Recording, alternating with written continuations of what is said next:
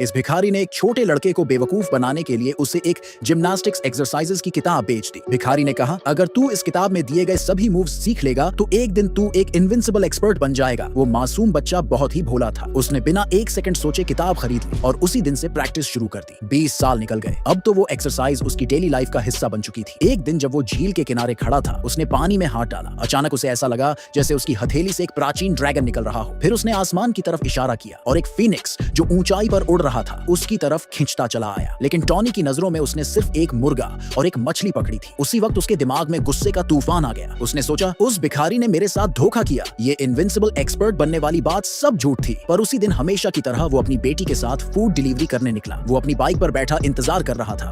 तभी उसकी बेटी ने पास के स्टेज पर एक इवेंट देखा। वहाँ मार्शल आर्ट्स कंपटीशन चल रहा था। असल में विलियम फैमिली की सबसे बड़ी बेटी अगले दिन टूर्नामेंट जीतना चाहती थी, इसलिए उसने ये इवेंट रखा था ताकि उसे एक ऐसा पति मिल जाए जो मार्शल आर्ट्स में जबरदस्त हो। बेटी को अपने पापा पर पूरा भरोसा था। उसे लगा, मेरे पापा इनविंसिबल एक्सपर्ट हैं, अगर वो जीत गए तो मुझे एक माँ भी मिल जाएगी। बस फिर क्या था, बेटी ने टॉनी को जबरदस्ती पकड़कर स्टेज पर खड़ा कर दिया। वो पूरे जोश में चिल्लाई, आज का विनर सिर्फ मेरे पापा होंगे। स्टेज पर मौजूद बाकी सारे फाइटर्स जोर जोर से हंसने लगे। उन्होंने टॉनी के फूड डिलीवरी वाले कपड़ों का मजाक उड़ाया। अबे ये तो डिलीवरी बॉय है, जल्दी निकल जाए यहाँ से वरना बुरी तरह बेइज्जती होगी। लेकिन उसकी बेटी बिना डरे तुरंत पलटकर जवाब देती है, तुम सब यहाँ कचरा हो। फिर वो बच्ची तेजी से स्टेज की तरफ भागी और सीधा खूबसूरत लड़की की टांगों से लिपट गई। वो चिल्लाकर बोली, यहाँ जितने भी दुश्मन खड़े हैं कोई भी मेरे पापा का मुकाबला नहीं कर सकता। बच्ची की इतनी ज्यादा तारीफें सुनकर बाकी सारे फाइटर्स भड़क गए। अब इस डिलीवरी बॉय को सबक सिखाना पड़ेगा। लेकिन अगले ही पल कुछ ऐसा हुआ जिसकी किसी ने कल्पना भी नहीं की थी। टॉनी ने जोर से गजब का पाद मारा और स्टेज पर खड़े सारे फाइटर्स वहीं ढेर हो गए। स्टेज पर खड़ी खूबसूरत लड़की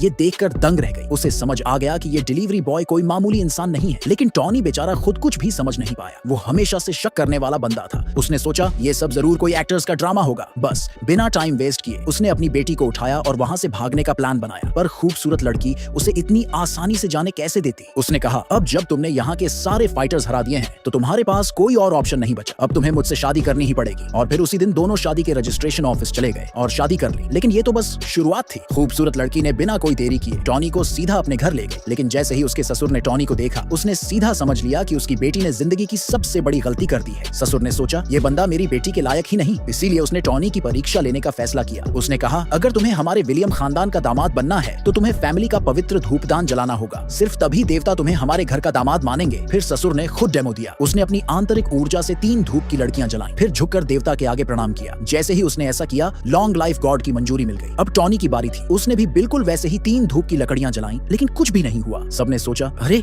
ये तो एकदम बेकार निकला, इसको तो मार्शल आर्ट्स की ABCD भी नहीं आती। लेकिन तभी